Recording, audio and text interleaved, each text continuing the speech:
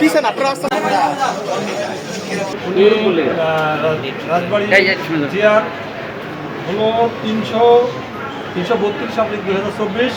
এটার ঘটনার তারিখ হলো 28/7/24। এই মামলায় উনি 2 নম্বর আসামি, হুকুমের আসামি।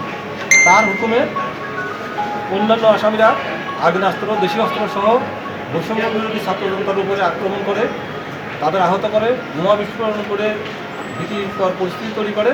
এই মামলায় তার বিরুদ্ধে সুনির্দিষ্টভাবে অভিযোগ আছে। এই কারণে তাকে রাজবাড়ী বিজ্ঞ সদর আমলি আদালত তার জামিনের আবেদন নামঞ্জুর করেছে।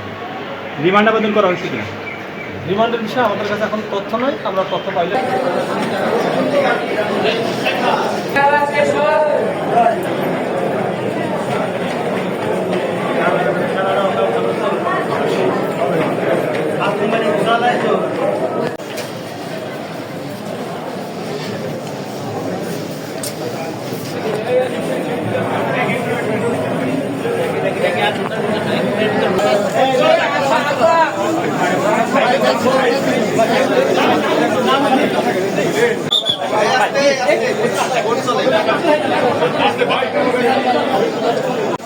লম্বা বেশি